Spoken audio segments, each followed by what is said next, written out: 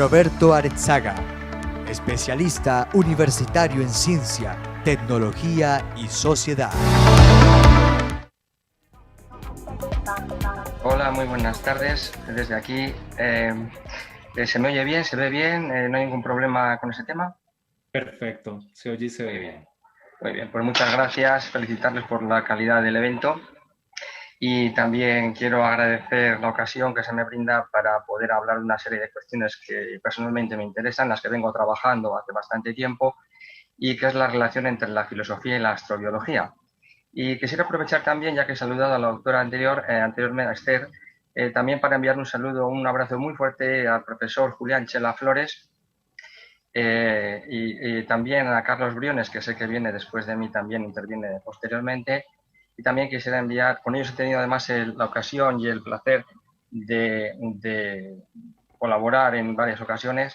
Y también quiero enviar un saludo a Octavio Chong, que también sé que está participando y he visto parte de su intervención. Muy bien, pues el título de mi intervención es, voy a presentar la pantalla, a ver. Vale. El título de mi intervención es ¿por qué una filosofía de la astrobiología? Voy a plantearla en un momentito, por favor. A ver, ¿hay algún problema? No consigo que se presente. Un momentito. Ah, sí, creo que ya está. Ahora. El esquema que voy a presentar que tiene 5 partes, que son la astrobiología como un terreno naturalmente fértil para la filosofía. Luego intentaré una aproximación a una filosofía de la astrobiología sistemática, a ver si eso es posible, y qué cuestiones son de interés para la misma. Entonces iré desarrollando algunos puntos sobre esa cuestión. En un cuarto punto será una propuesta de filosofía de la astrobiología, de definición. Y luego, bueno, pues dejar abierta una cuestión, como los filósofos siempre estamos indagando, o siempre estamos provocando, o con el pensar, pues voy a dejar abierta una pequeña cuestión para provocar un poco, o para indicar vías nuevas de aproximación al tema. Bien, lo primero que voy a desarrollar es el bloque 1, que es la astrobiología como un terreno naturalmente fértil para la filosofía. Las ideas de este bloque, las ideas principales, van a ser dos, que tienen ahí en pantalla, que la filosofía no es una intrusa, no es una advenediza en el mundo de la astrobiología, sino que por el contrario, entre ambas existe una relación que es esencial y que hay que buscarla en lo que es en la propia naturaleza del conocer humano. Entonces voy a desarrollar estas dos ideas en un par de momentos de aproximaciones de carácter histórico, hermenéutico, como quiera llamársele. Voy a coger para ello la primera aproximación una cita del viejo Aristóteles, del filósofo griego Aristóteles, y la voy a leer, la voy a citar. Pues los hombres comienzan y comenzaron siempre a filosofar, movidos por la admiración. Al principio, admirados por los fenómenos sorprendentes más comunes. Luego, avanzando poco a poco y planteándose problemas mayores, como los cambios de la luna y los relativos al Sol y a las estrellas, y la generación del universo. Pero el que se plantea un problema o se admira, reconoce su ignorancia. De suerte que, si filosofaron para huir de la ignorancia, es claro que buscaban el saber en vista del conocimiento y no por alguna utilidad. Estas palabras las pronuncia, son escritas por Aristóteles hacia el siglo IV a.C.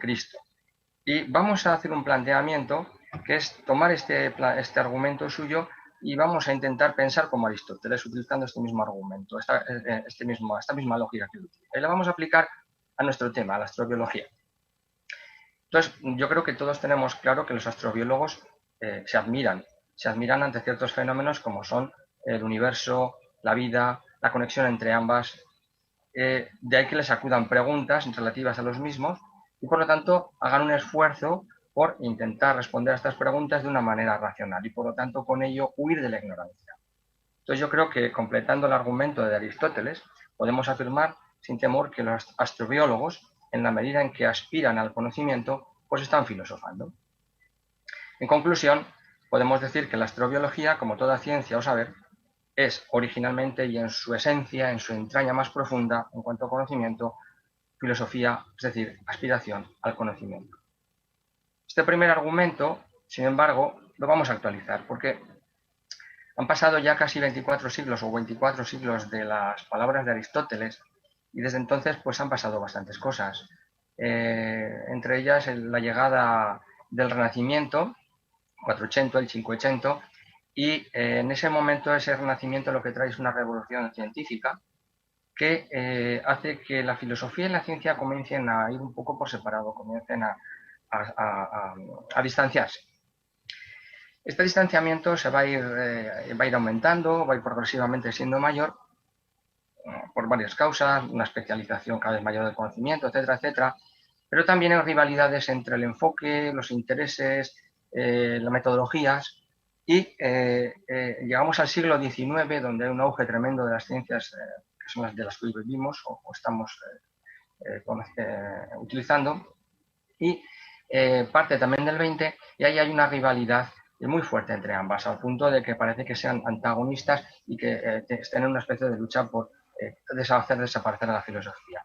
Actualmente, en cambio, lo que estamos viendo claramente es que este mismo congreso es una muestra clarísima de ello, es que estamos llamados a entendernos, a dialogar y a colaborar.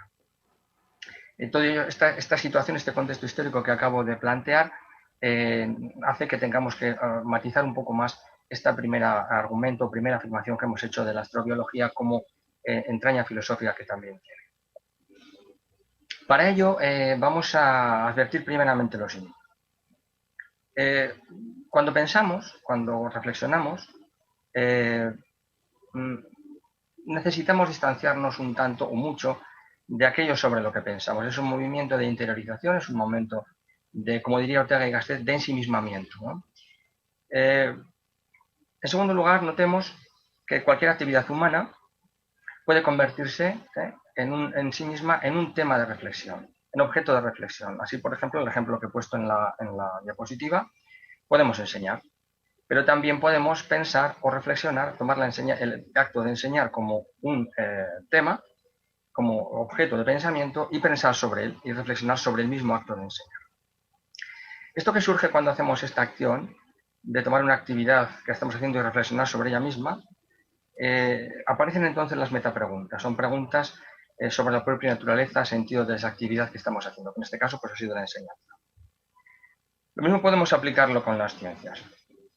Cada ciencia, la misma ciencia en general, genera un campo, un ámbito de preguntas filosóficas, de preguntas sobre sí misma, sobre su propia naturaleza, sobre sus sentidos, sus implicaciones, preguntas que van más allá de la propia actividad, en este caso científica misma, ¿no? Sea la geología, etcétera, biología o sea propia ciencia, y entonces son preguntas que están íntimamente, que conciernen íntimamente a esa actividad, pero que no es hacer esa actividad, no es hacer ciencia.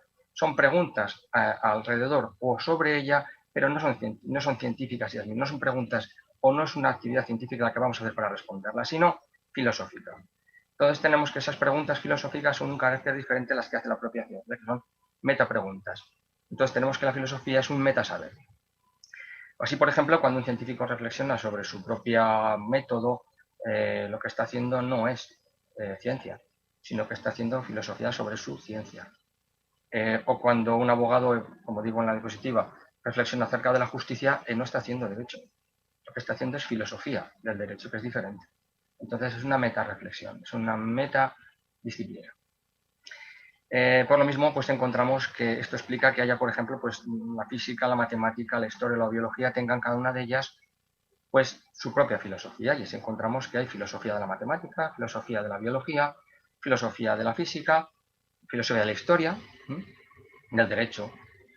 Y nos encontramos también que hay científicos reputados, importantes científicos, yo creo casi todos ellos, pues como digo, hay Bertrand Russell, Albert Einstein o Jacques Monod, todos ellos premios Nobel que han dedicado gran parte de su tiempo a reflexionar sobre justamente esas metapreguntas filosóficas que generaba su propia actividad, su propia disciplina científica. Bien, pues vamos a ir concluyendo entonces a dónde quiero llevar el argumento. La astrobiología, por lo tanto, el mismo que hemos dicho de otras ciencias, de la propia ciencia en general, le pasa lo mismo, no es una excepción. También ella genera su propio campo de cuestiones filosóficas, su propio metacampo de reflexión. Ella reflexiona sobre, podemos reflexionar también sobre los conceptos, problemas o argumentos acerca de esa propia disciplina que es la astrobiología, como actividad, así como también sus implicaciones. Hay que advertir también que este campo, metacampo o campo filosófico, se desarrolla y consolida a la vez que lo hace la disciplina objeto de su reflexión. Por tanto, podemos concluir que cuando los científicos o los filósofos reflexionan, inquieren, se cuestionan sobre la astrobiología, es decir, su especificidad, su condición de ciencia, la naturaleza del objeto sobre el que se interesa, sus métodos, etc., pues va más allá, meta, que se dice en griego, de la astrobiología como actividad, y lo que estamos haciendo es reflexionar filosóficamente sobre ella. Y entonces es lo que tenemos, como hoy comprendemos, como una filosofía de la astrobiología. Por lo tanto, este primer bloque podríamos resumirlo como conclusión, que la astrobiología, en tanto que aspiración al conocimiento, recordando al viejo Aristóteles, pues es filosofía. Pero que también la astrobiología, como actividad en busca de respuestas, genera un ámbito propio de metarreflexión, de cuestiones filosóficas, que le denominamos filosofía de la astrobiología. Y con esto cierro el primer bloque, que era un poco demostrar cómo esa filosofía y la astrobiología están íntimamente, esencialmente relacionadas. Y vamos a dar un paso más y entramos en el segundo bloque, en el que la pregunta es si la astrobiología puede interesar a la filosofía académica. Es una filosofía de corte sistemático que puede incluso impartirse en universidades o en centros de enseñanza. Para responder a esta pregunta, lo que voy a hacer primeramente es caracterizar justamente el objeto que nos interesa, que en este caso es, perdón, la astrobiología.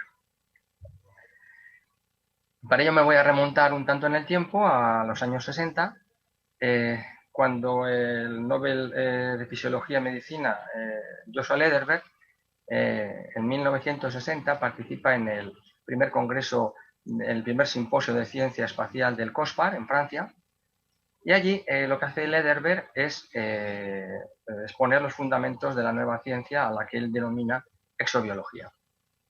Yo tengo un comentario a este artículo suyo que se puede ver ahí en pantalla, aparece el lugar donde se puede consultar si alguno tiene interés.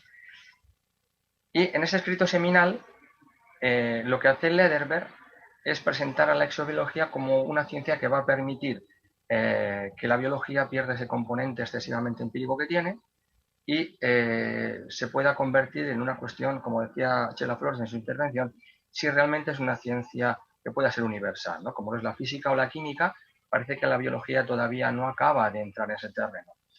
¿Por qué? Porque solo conocemos un caso de vida en el universo y no podemos comparar.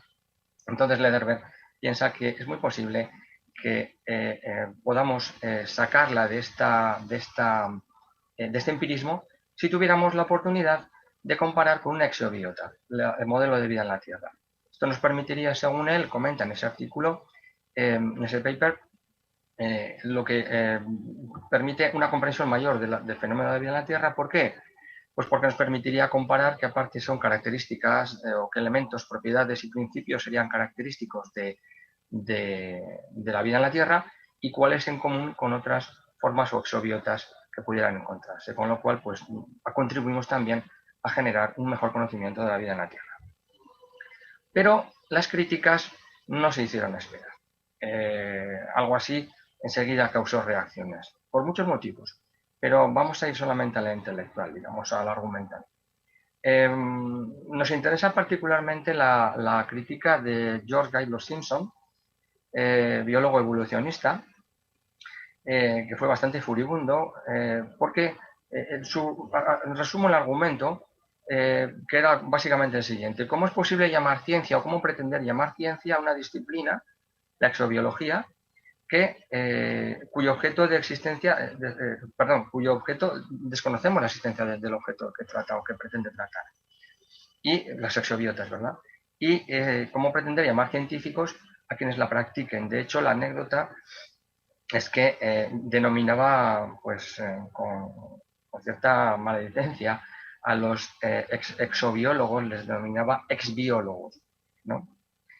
Claro, la cuestión entonces es si realmente la exobiología es una especie de metafísica como la que Kant critica en sus críticas cuando intenta comprender cuál es el progreso de la ciencia newtoniana. Pues claro, se da cuenta de que es imposible una ciencia sin objeto, sin fenómeno sobre el que realizar la operación científica, ¿no? Si no tiene unos, eh, unas bases mínimas de espacio-tiempo, lo que se llaman las formas a priori de la sensibilidad, si nosotros no podemos generar ese fenómeno, difícilmente podemos trabajar la ciencia sobre él. Por lo tanto, concluye Kant que la metafísica es imposible como ciencia porque le falta fenómeno. Bueno, pues esta crítica va un poco por ahí y entonces es una crítica que compromete muy seriamente la posibilidad de una filosofía de la astrobiología de carácter sistemático, porque al fin y al cabo, ¿qué interés puede tener, como digo, ¿no? Una disciplina carente de objeto para una filosofía sistemática? Bien, pero hay un punto de inflexión en toda esta cuestión que es sobre los años finales de los años 90, principios del 2000, y es que ya se crea el Instituto de Astrobiología de la NASA en el 1997-98 aproximadamente, y a partir de ahí se empieza a normalizar el uso del término astrobiología, que viene a sustituir un poco al de exobiología, un poco o mucho, porque al final va como quedando marginado, relevado, y aparece el de astrobiología.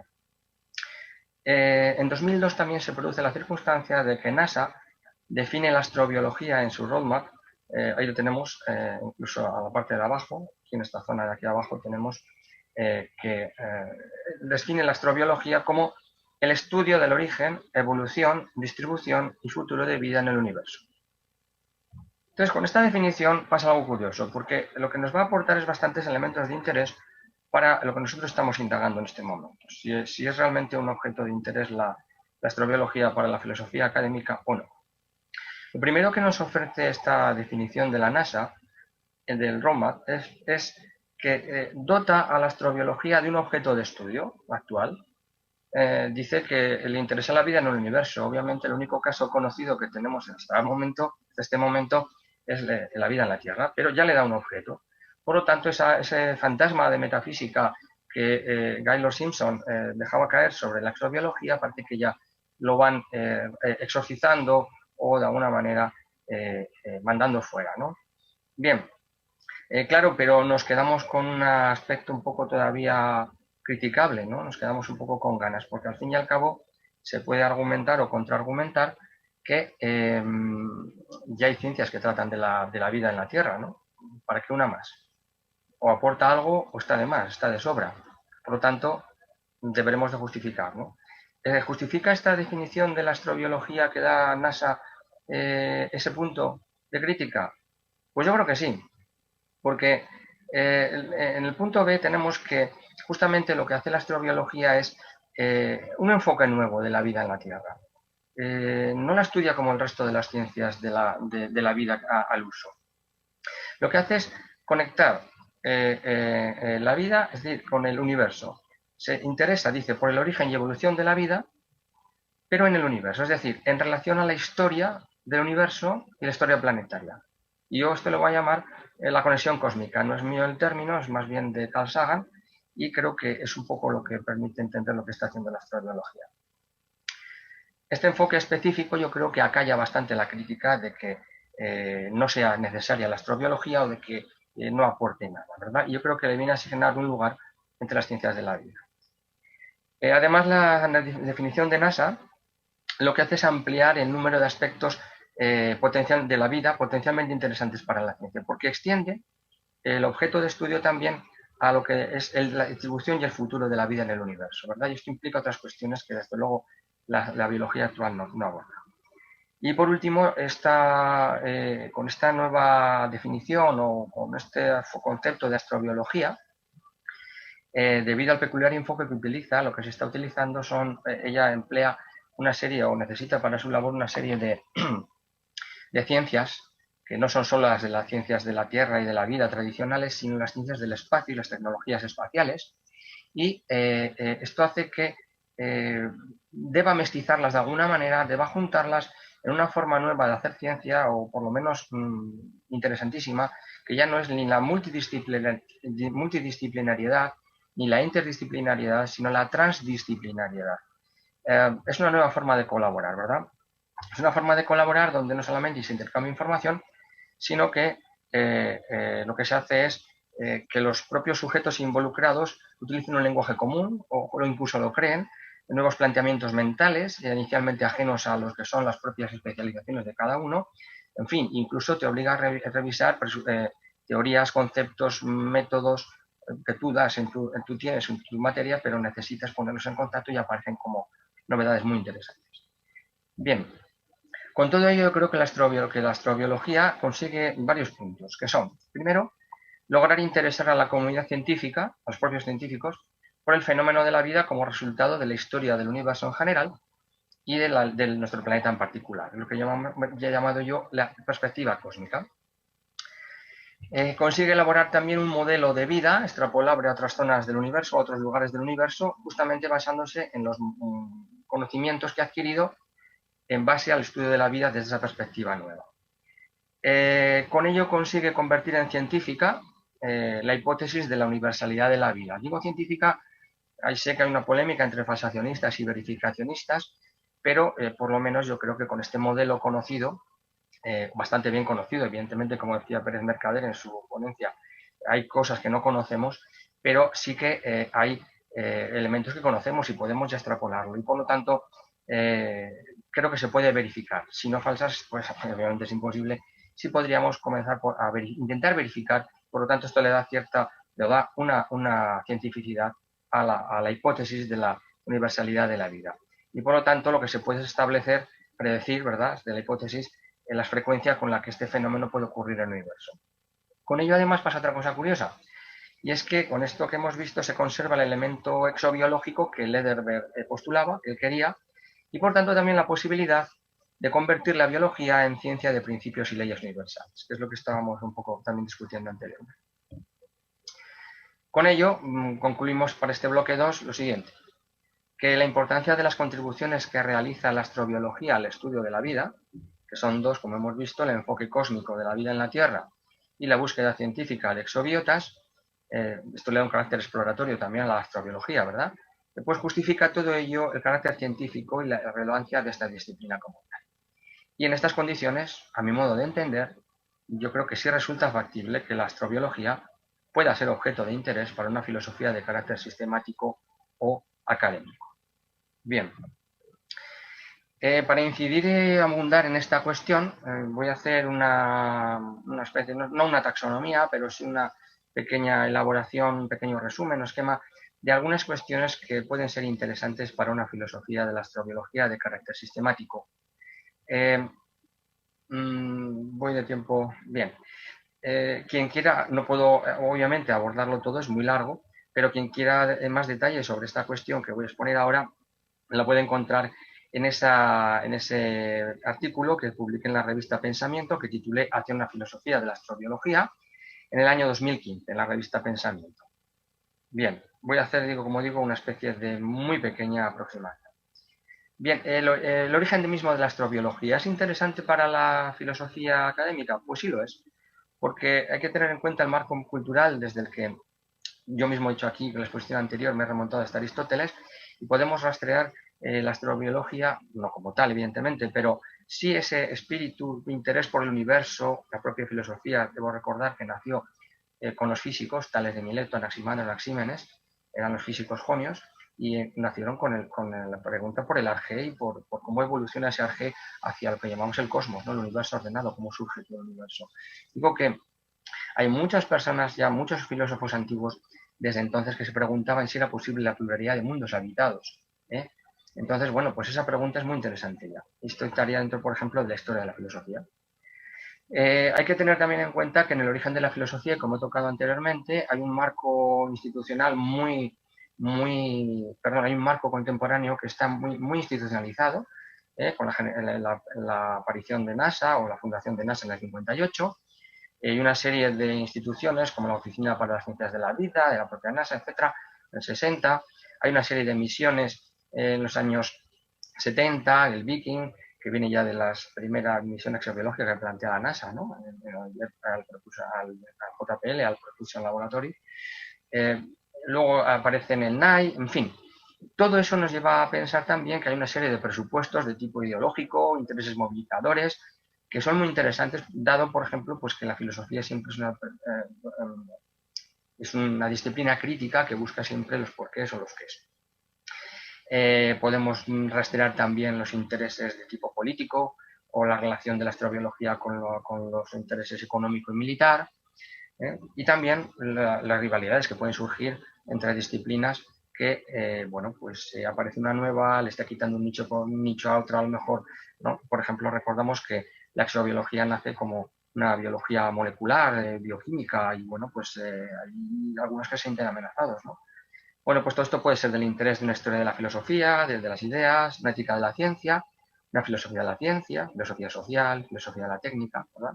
Muchos campos que pueden interesarse por esta cuestión. Como disciplina científica, pues evidentemente lo hemos tocado aquí también. Es una disciplina emergente, necesita de justificación, necesita de una ubicación en el marco de los saberes y pues hay que hablar sobre su estatuto científico, epistemológico, la contrastabilidad de sus hipótesis, las discusiones sobre los límites y especificidad frente a otras ciencias bien asentadas. Bueno, pues hay una serie de sus vínculos con la exobiología, pues bueno, pueden ser de interés de una epistemología, de una filosofía de la ciencia, de una filosofía del lenguaje, de la lógica, de la ontología. Si tomamos la astrobiología como actividad científica, pues podemos ponerla en contacto con la tradición de la Big Science, ¿no? Hay una ingente movilización de recursos, hay una relación entonces de la astrobiología con lo que he dicho antes, poderes políticos, militares, económicos. ¿Coinciden estos intereses con los de la ciudadanía? ¿Son estas inversiones justificables socialmente? Hay otro aspecto muy interesante como actividad científica de la astrobiología, que es que, bueno, es un área paradigmática de aproximación y colaboración entre las ciencias naturales entre sí, como muy bien, y también entre estas y las humanidades, algo que desarrolla también Julián Chela Flores, por ejemplo, en su último libro, ¿verdad? ¿Es la astrobiología también un motor de la nueva revolución científica? Hemos dicho antes, hemos hablado de la transdisciplinaridad. Bueno, pues todo esto sin duda puede ser objeto de una ética de la ciencia, una filosofía de la técnica, una epistemología, una sociología de la ciencia. Si entramos en la astrobiología como estudio científico de la vida, encontramos que hay aspectos comunes con la biología, integra cuestiones, por supuesto, de ella, ¿no? Conceptos, métodos, aunque los redimensiona de otra manera. Necesitamos también que se justifique la astrobiología frente a la biología tradicional, ¿no? Hemos visto que la astrobiología ofrece una visión amplia, más integrada de la vida como un fenómeno cósmico, implica tecnologías y ciencias espaciales. Por lo tanto, bueno, pues lo que hace es redimensionar esta astrobiología, redimensiona a un nuevo nivel, pues metodologías, las propias ciencias, los conceptos, ¿no? Entonces, bueno, pues puede ser del interés de una filosofía de la biología, que ya existe. Creo que a recordar que es a partir de los años de 1980 o por los años 80, la década de los 80, cuando surge, ¿no? La filosofía de la astrobiología, de la biología, una filosofía de la naturaleza, una filosofía de la ciencia. ¿Cómo no? La astrobiología y la vida humana, ¿no? Si nos paramos a pensar en la inteligencia y el psiquismo. Y cuando vemos esta perspectiva cósmica, desde luego la pregunta surge, ¿verdad? ¿Estamos solos en el universo? Entonces, claro, esto nos plantea una cuestión profundamente filosófica. ¿Cuál es el puesto del ser humano en el cosmos? No, no solo eso, sino en el árbol de la vida. Y en general, ¿cuál es el sentido de nuestra existencia? Hace que se redimensionen por completo cuestiones tradicionales, ¿no? Como puede ser todo el proceso de hominización, ¿no? La inteligencia, la aparición de cerebros, la evolución de esos cerebros, la inteligencia, etcétera, ¿no? Aparecen cuestiones, por ejemplo, como si hablamos de inteligencia altamente evolucionada, si eso es universal la forma de pensar, ¿no? El pensamiento formal, la lógica o las matemáticas, aspectos evolutivos de la inteligencia y el psiquismo, y sus implicaciones, por ejemplo, para el surgimiento de la vida moral, ¿no? Habría que redimensionar desde esta nueva perspectiva cósmica todo lo que es el proceso de humanización, propiamente hablando, el surgimiento de la cultura. No el de hominización, que he dicho antes que es diferente, sino el de humanización, que también. Claro, existen también otra cuestión interesantísima, existen niveles de complejidad y evolución desde la astrofísica, de estos elementos del polvo estelar, hasta la aparición de cerebros, ¿verdad? La tendencia, si hay un fine-tuning, un ajuste fino, hay principio antrópico, nichos de inteligencia, esfera de observación, metalicidad del universo, que tiene que ver con la antigüedad y la posibilidad de que haya zonas de vida. Aparecen también términos que habría que mirar, como corporalidad, inteligencia, psiquismo, inteligencia artificial, o incluso podemos hablar ya, hablando de ese elemento evolutivo, si el horizonte humano sería de un transhumanismo, ¿no? Cyborgs de Klein y Klein, o entidades postbiológicas como la vida. Pues todo eso entraría a lo mejor de interés en una antropología filosófica, en una filosofía de la naturaleza, una filosofía de la mente, una filosofía de la tecnología, una filosofía del conocimiento, etc. Si hablamos de la astrobiología y los medios de comunicación, pues también sería interesante, ¿no? ¿Qué interacciones tiene la astrobiología con la ciencia ficción, con el imaginario y la cultura popular, por ejemplo? Está muy enraizado. ¿Qué poder movilizador tiene la astrobiología al incidir sobre el misterio del cosmos y la existencia humana desde un ámbito diferente?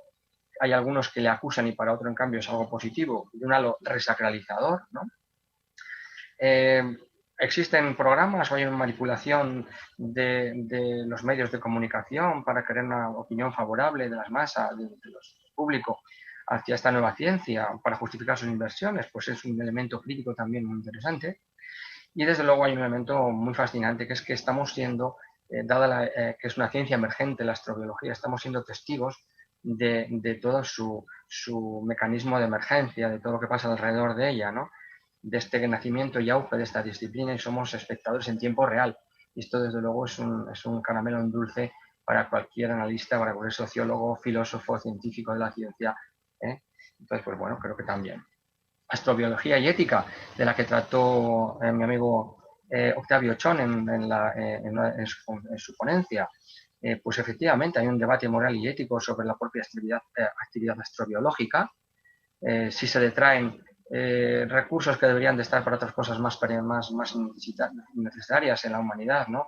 Se quitan para cosas que, bueno, al fin y al cabo, pues buscar vida en el espacio, pues, o analizar la vida desde otra perspectiva nueva, pues quizá haya gente que no lo entienda. Hay implicaciones también relativas a la contaminación, bien de la propia Tierra, bien de otros espacios, de otros lugares del espacio, por microbios, por microorganismos, ¿verdad? Bueno, pues hay un tema ético, ¿no? La destrucción de ciertas formas de vida. Hay un riesgo de contaminación planetaria, obviamente, ¿verdad? Habría que redimensionar también cósmicamente el debate sobre los valores entre el biocentrismo y el antropocentrismo. Si, por ejemplo, hubiera un éxito del proyecto SETI, pues, bueno, habría que replantearse cuestiones como el concepto de persona, ¿verdad? Que se está también ya replanteando algo más cercano, como el proyecto Gran Simio y demás, pero bueno, esto sería una nueva forma de ver el asunto. Entonces, otra cuestión, ¿se puede experimentar con exobiotas? Lederberg lo propone en su escrito seminal. Pero bueno, también habría temas éticos ahí, ¿no? ¿Hasta qué punto se puede experimentar o tomar como elementos experimentables las formas de vida que no conocemos? Tiene su riesgo, mucho menos si son evolucionadas o un poco inteligentes en fin, ¿verdad? Y desde luego aspectos que tienen que ver con la terraformación y la colonización de mundos próximos. Entonces también hay un tema muy interesante que puede ser pues, fruto de interés de la ética ambiental, ética de la ciencia, axiología, códigos de conducta, éticas y valores, etc. También hay elementos filosóficos y teológicos del tipo relacionados con la astrobiología, ¿verdad? ¿Cómo puede impactar un eventual hallazgo de vida extraterrestre microbiana o incluso inteligente? ¿Cómo podría impactar en las diversas religiones e iglesias? O, ¿verdad? Discusión de conceptos como el imperativo cósmico, el principio antrópico, etc., ¿no? A la luz también de la ciencia, de la filosofía y de la religión. El problema de la mala ciencia, de la pseudociencia, ¿no? El problema del diseño inteligente, a distanciarlo de otras cuestiones, sobre lo que también habría que hablar, ¿no? En fin, para el catolicismo, por ejemplo, es de interés, por ejemplo, si se encontrara inteligencias altamente desarrolladas, como lo haría SETI, por ejemplo, claro, pues el dogma cristiano de la salvación, ¿cómo hay que enfocarlo? Porque es un dogma que habla de la universalidad de la encarnación y el efecto redentor de la figura de Cristo. Y claro, ¿esto cómo se enfoca, no? Justo tuvimos la suerte en la Tierra de que vino aquí y fue aquí donde hizo esa salvación de todo el mundo, pues de todo el universo. Bueno, son temas que están ahí, que ya están tratando. ¿Es necesaria entonces una cosmoteología, tal y como propone Steve Dick? Bueno, pues hombre, pues esto interesa a una filosofía de la religión, a una antropología de la religión, historia de las religiones, historia de la filosofía, ¿vale? Y luego pues también búsquedas complementarias de SETI y CETI. Esto entronca mucho con la tradición más clásica de la filosofía de la pluralidad de mundos habitados, porque la microbiología y lo que es el descubrimiento de microorganismos, pues eso es del siglo XVII prácticamente, y la microbiología del siglo XIX. Entonces, la filosofía ha reflexionado mucho antes sobre esto, que la aparición de microorganismos y la forma que tenía de concebir era en aquellos tiempos, ¿verdad?, en el mundo clásico, en el mundo medieval, como inteligencias o seres inteligentes. Se puede hablar de los presupuestos y fundamentos de SETI y de CETI, que sería la ecuación de Drake, ¿verdad? Si es los argumentos metodológicos, tecnológicos, etc. Bueno, qué justificación económica, etcétera, tienen también estas inversiones, ¿no? Si es para algo o no. Interesa también en la composición y descifrado de mensajes estelares o interestelares. Esto nos hablaría de la naturaleza de la comunicación, del pensamiento formal, su estructura y funcionamiento, la capacidad de simbolización, discusión sobre la universalidad de la lógica, de los mecanismos de incoherencia y de las matemáticas, ¿verdad?, que está implicado en toda esta nueva forma de los lenguajes de comunicación y demás, ¿no? Bueno, también se puede hablar de ciertas cuestiones éticas relativas a la humanidad. Se puede ver afectada por ciertas conductas individuales, ¿no? Fue muy criticado Drake y Sagan cuando lanzan, sobre todo Drake, al espacio desde Arecibo, pues una señal con todas, y también las placas que llevan las misiones al espacio, ¿no?, diciendo pues cuál es nuestro código genético, etcétera, dónde estamos. Stephen Hawking lo criticó, ¿no?, también, porque bueno, podíamos decirles a algunos que tuvieran malas intenciones que estamos aquí, les damos además la solución para que nos destruyan. Entonces, bueno, también es muy interesante, por ejemplo, los protocolos y compromisos sobre el tema de qué pasaría si encontráramos vida extraterrestre inteligente, cómo hablar con ellos, la exopolítica, las relaciones de poder con unas inteligencias nuevas que a saber cómo piensan, ¿no?, etcétera.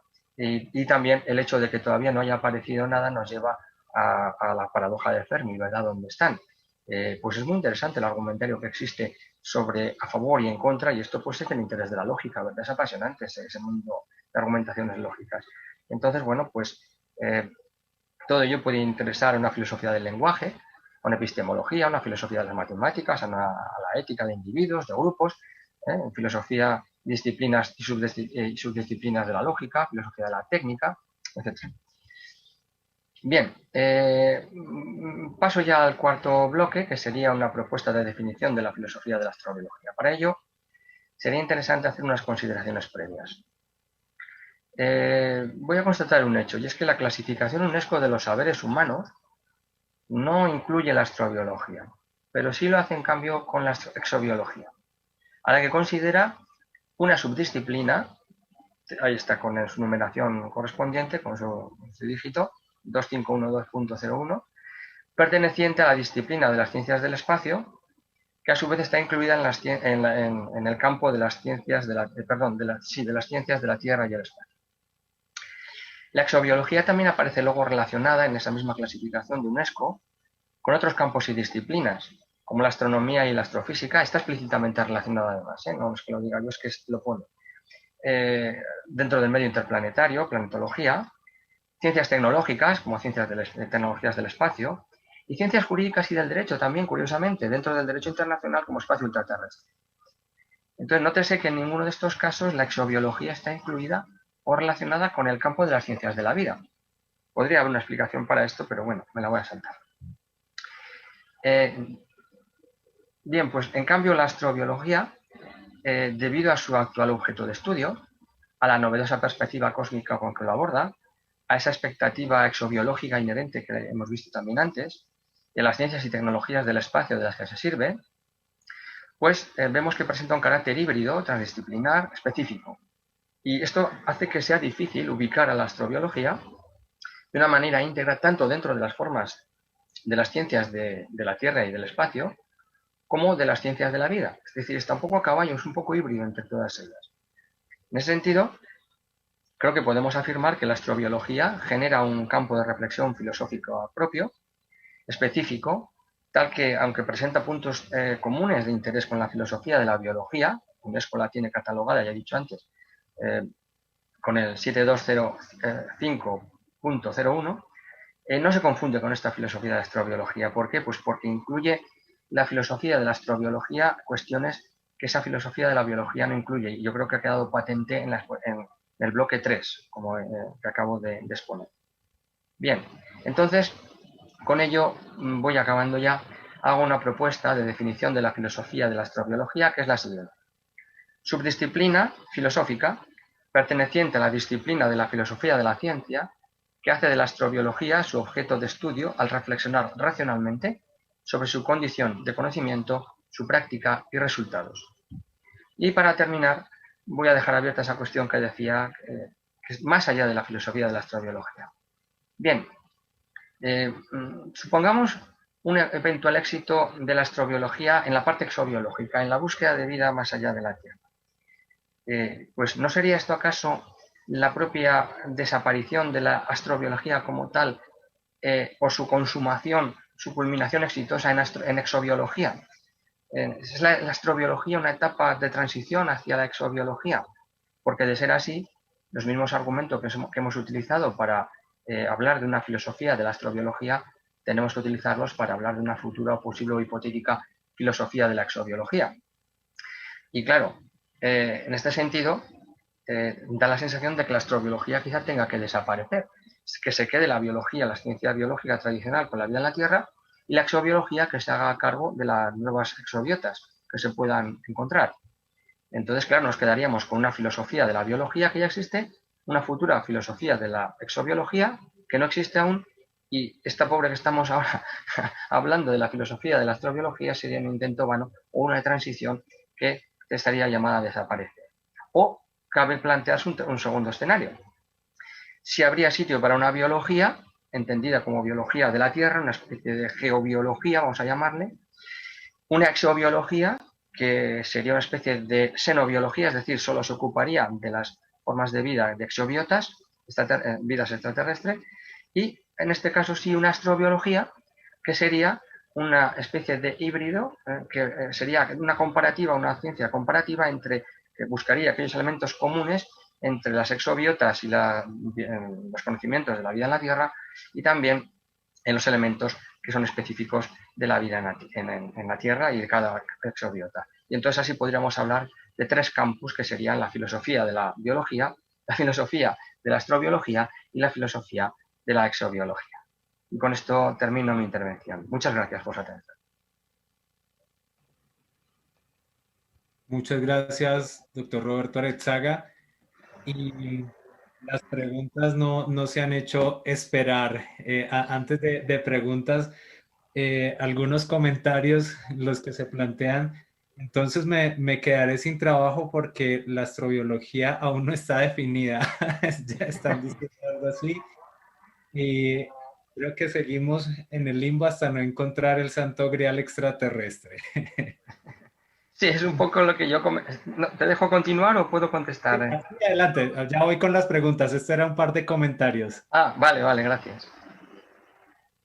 Bueno, ahora plantean lo siguiente. Carl Sagan, voy a resumirlo porque está muy extensa el comentario. Carl Sagan planteaba que hay que dejar el provincialismo en la biología.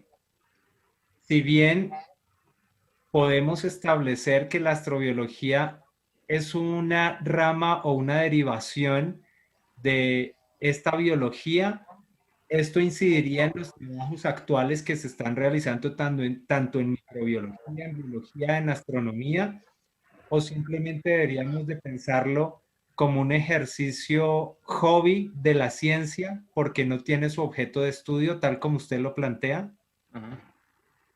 Sí, efectivamente, lo que dice Carl Sagan es que él dice otra cosa más. Obviamente que hay que evitar ese provincianismo, que sería salir de ese empirismo que yo he dicho, sería abandonar ese empirismo de que lastra hoy a la biología, pero también dice otra cosa, que la búsqueda de vida extraterrestre está llegando a su madurez hoy en día. Eso también lo dice. Y en este sentido, yo creo que hay que seguir indagando. Es verdad que lo he planteado al final de la intervención, ¿verdad?, con esa especie de provocación, que todavía no existe ese objeto de estudio en cuanto a la astrobiología, su componente exobiológico. Pero sí que la astrobiología tiene un objeto de estudio que es la vida en la Tierra enfocado, eso es lo que la hace hoy científica, y de ese enfoque cósmico, eso no lo hace la biología actual. Ese enfoque cósmico es nuevo, esa conexión cósmica es nueva, y esa es la que está permitiendo elaborar un modelo de vida y hablar precisamente al mezclar, al juntar con las ciencias del espacio, la astrofísica, la geología planetaria, etcétera. Juntar todas esas ciencias, eso está consiguiendo la astrobiología, está permitiendo generar modelos de vida, modelos que pueden ser buscados en esas zonas del universo. Por lo tanto, yo creo que sí tiene un interés o un objeto actualmente la astrobiología, aunque verdaderamente yo creo que está ahí larvado que su verdadero objetivo genuino es la vida extraterrestre. Por eso yo en algunos de mis escritos, o la mayoría de ellos, siempre sostengo que la astrobiología, más que ciencia ahora mismo, es una exploración científica. Una exploración científica que logrará su mayoría de edad cuando encontremos exobiotas, cosa que hablar de esto hace unos años era dar la risa a algunos, pero que hoy en día no creo que haya tanta risa, justamente porque estamos viendo que esa universalidad de la biología puede ser, que la hipótesis de la universalidad de la vida puede ser. Cuanto más conocemos la vida en la Tierra, más se puede. Sí. No sé si me he dejado ahora mismo algo por responder esta pregunta. Sí, es muy completa la respuesta. Inclusive, Roberto, en algunos momentos, en ese choque entre la búsqueda de vida en otros planetas y su encaje en la pseudociencia, se llegó a banalizar y a ridiculizar este estudio y ahora ya se ve con otros ojos. Inclusive, Exacto. como planteabas, la misma NASA tiene objetivos astrobiológicos como las misiones Curiosity o la más reciente Perseverance que va a tratar de responder a una de estas preguntas desde el punto de vista microbiológico y geológico. Sí.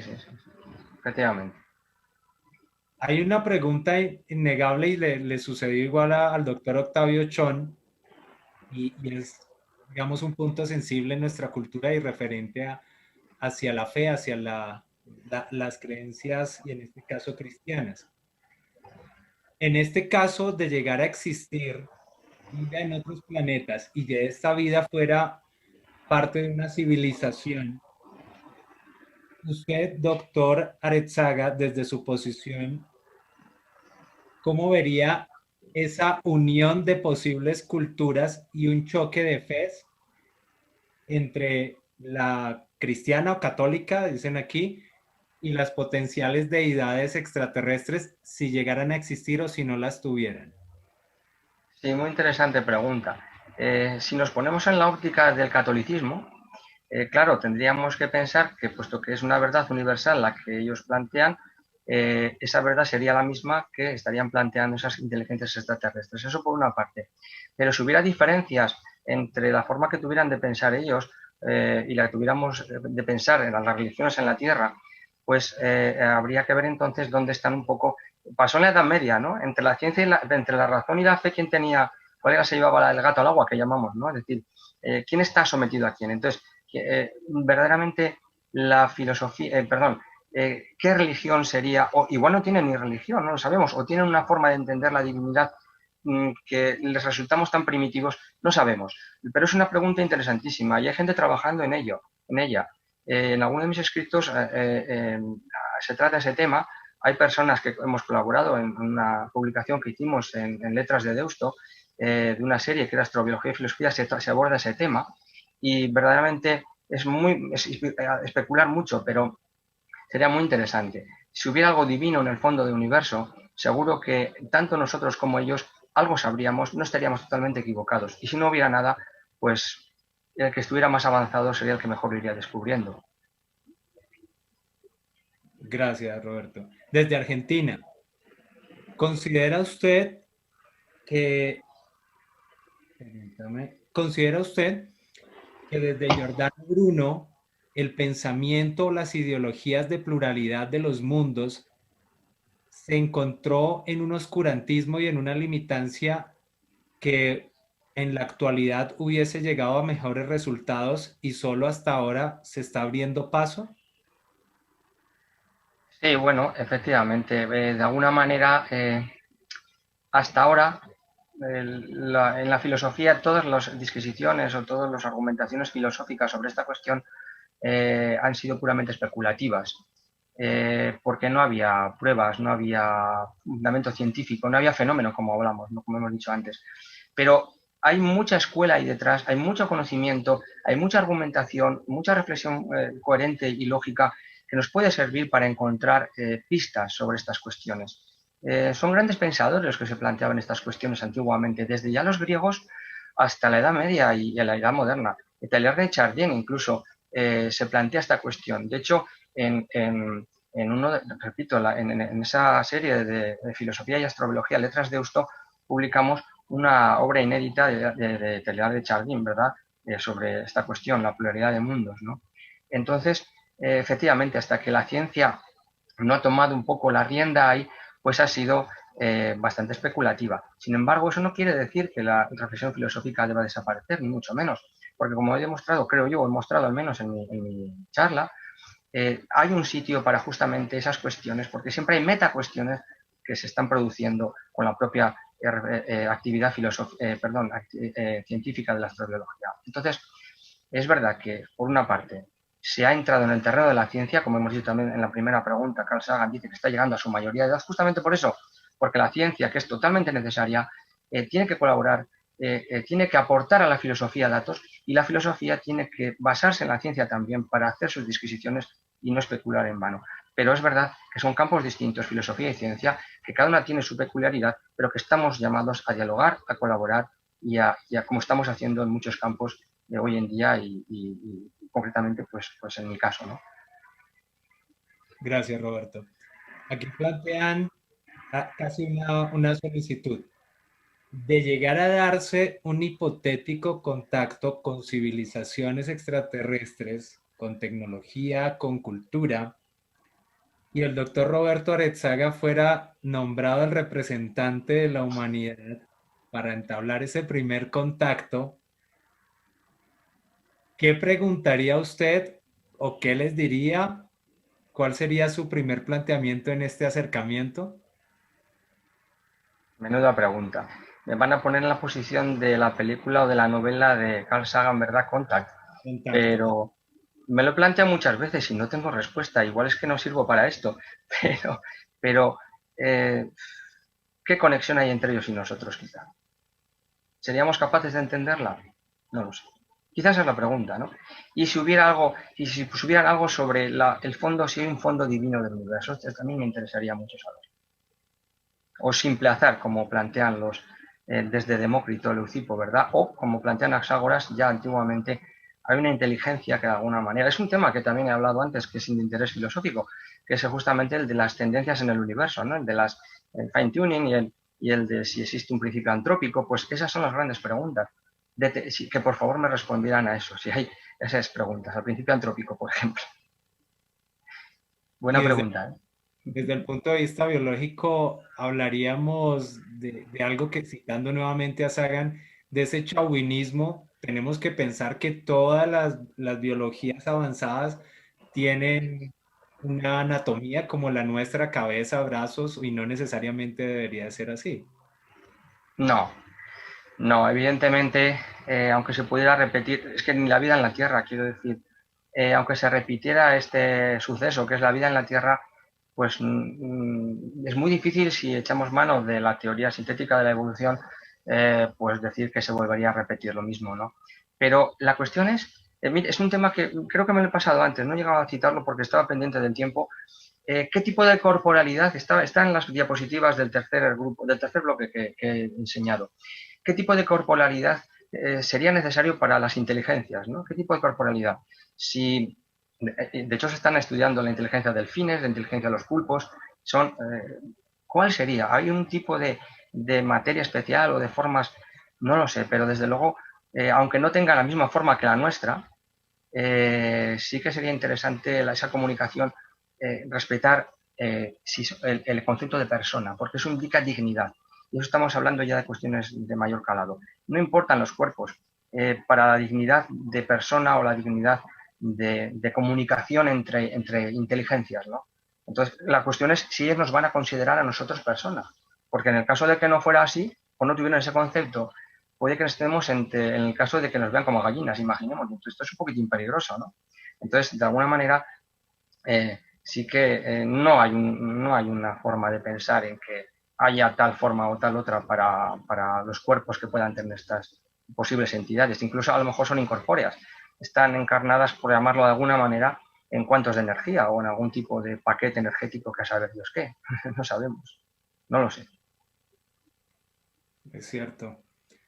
Roberto, una pregunta fundamentada en una frase, en un pensamiento del doctor Stephen Hawking. Stephen Hawking planteaba que es un riesgo y un peligro para la humanidad buscar vida extraterrestre porque correríamos el riesgo de encontrar una civilización igual o peor a los comportamientos más nefastos de los seres humanos.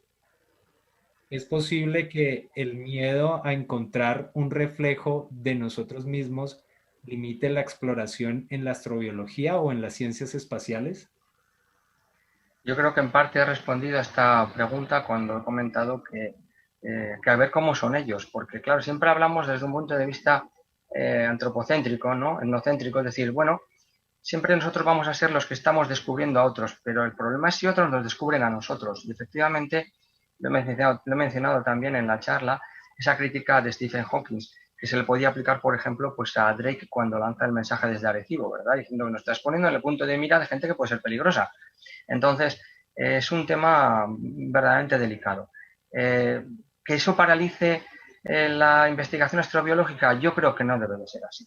Debemos de arriesgarnos, el ser humano es un ser de aventura, es un ser que siempre va más allá y es imparable, es decir, con unos límites éticos, con unos protocolos de contacto, como he dicho antes, con una serie de principios de exopolítica, incluso, ¿por qué no? Creo que deberíamos de seguir buscando. Lo que nos encontremos, pues es que la vida es así. La vida es una continua aventura y no sabemos lo que nos vamos a encontrar ni mañana ni pasado. ¿Quién nos iba a esperar una situación de COVID como la que tenemos? Y hay que adaptarse y tirar para adelante. Y lo que ha dicho la doctora Esther, lo que no nos hace más fuerte, aquí decimos nos engorda, dicho nietzscheanamente, porque la frase es de Nietzsche, nos hace más fuertes. Así que bueno, no paremos, sigamos. Y en cierta manera, esos mismos principios que has planteado son los fundamentos de la ciencia. Buscar, rendirse, preguntarse otra vez si se equivoca, volver a buscar esas respuestas de la equivocación y no hay verdades absolutas. Eso es, el espíritu crítico de la ciencia y de la filosofía. Siempre estamos caminando, siempre estamos abriendo nuevos senderos y siempre estamos con el ojo avizor. Por eso necesitamos a la filosofía, para estar con el ojo avizor de que no nos desviemos, de que tengamos cuidado y de que no hagamos barbaridades. Y necesitamos siempre un elemento crítico que nos pueda estar crítico en el sentido positivo de la palabra, de estar abiertos a siempre el error y a la revisión crítica de todo lo que hacemos. Correcto. Y precisamente para cerrar este ciclo de preguntas, Jaime Valera, ya para cierre, nos dice, entonces para comprender bien la astrobiología, ¿hay que saber su filosofía? No, la astrobiología no tiene una filosofía. Lo que he intentado explicar es que la astrobiología genera un campo de metapreguntas que son filosóficas. Ahora bien, creo que puedo entender la pregunta de otra manera. Para estudiar astrobiología, que no existe la astrobiología como rama de estudios ni como grado universitario, pues igual si hacía falta, si algún día se convierte en una... Se dan másters, sí se dan másters, y se dan... Pero en esos cursos igual sí que tenía que haber una filosofía de la astrobiología. Como hay una filosofía de la biología o como hay... Pues quizás sí, habría que enseñar más filosofía a los científicos y más ciencia a los filósofos. En ese sentido, sí estoy de acuerdo con la pregunta. Y estoy también de acuerdo en esa parte. Muchas veces nosotros, y lo hablo como biólogo, en nuestra formación requerimos un poco más de filosofía y nos volvemos muy técnicos a veces. Y alguna vez tomo palabras de un docente, casi que somos laboratoristas y no trabajamos un poco más el pensamiento científico que es necesario, y no solamente en biología, sino en todas las ciencias. Sí, sí, estoy completamente de acuerdo, que a veces los filósofos nos hemos desentendido demasiado de la ciencia y los científicos demasiado de la filosofía, y entonces se generan unas especializaciones y parcializaciones que no son buenas para nadie, ¿no? Y por eso he dicho que estamos llamados a colaborar y a entendernos, generando un nuevo campo transdisciplinar. Entonces esto es muy interesante, son nuevas vías de exploración y creo que es apasionante trabajar en esas vías. Correcto. Roberto, nuevamente, muchísimas gracias por tu participación, conocimiento, compartirlo con el público del Quinto Congreso Internacional de Astrobiología.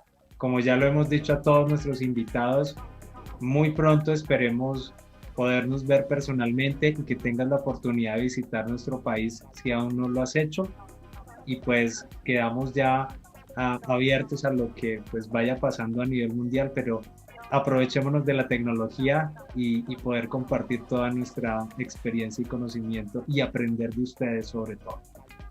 Muchísimas gracias, he disfrutado muchísimo y espero que esto pues de alguna manera nos una a todos, efectivamente. Y nada, muchas gracias por la oportunidad de exponer estas ideas y enhorabuena por el congreso, que está teniendo un nivel excelente, por las ponencias, por la calidad técnica y por todo. Muchísimas gracias a todos. Gracias a ti, Roberto.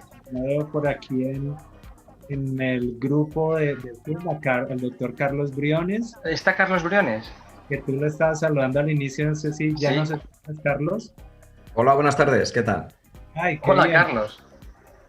¿Qué tal? Mira, ¿me veis, verdad? Sí, se te ve, se te ve. Sí, sí.